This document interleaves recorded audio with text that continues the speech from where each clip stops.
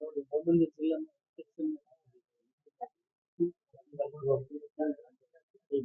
આજે પોરબંદર જિલ્લાના વાર્ષિક ઇન્સ્પેક્શન અનુસંધાને લોક દરબારનું આયોજન કરેલું હતું.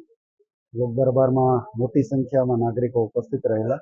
એમણે એમના પ્રશ્નો રજૂ કર્યા. પોરબંદર પોલીસ વતી અમે એમને ખાતરી આપીએ છીએ કે એ પ્રશ્નો ઉપર તાત્કાલિક અસરકારક કામગીરી કરવામાં આવશે.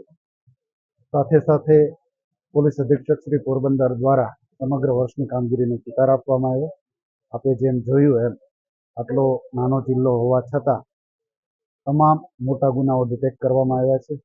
ગુસ્સી ટોકના મોટા અપરાધીઓ વિરુદ્ધ એક બહુ મોટી બુટલેગરની ગેંગ અને એક લૂંટારોની ગેંગ વિરુદ્ધ ગુસ્સી ટોકના ગુનાઓ દાખલ કરવામાં આવ્યા.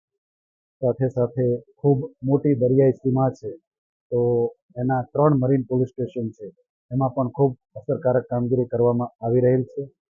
સાથે સાથે કાયદો વ્યવસ્થા પણ ખૂબ જ સુદ્રઢતાથી એમની ચુસ્તતાથી જે પણ કાયદાઓ છે એનો અમલ કરવામાં આવી રહ્યો છે. આપણે જેમ જોયું એમ પોરબંદર જિલ્લાના તમામ પોલીસ સ્ટેશનમાં ખૂબ સારી વ્યવસ્થાઓ ઊભી કરવામાં આવી છે.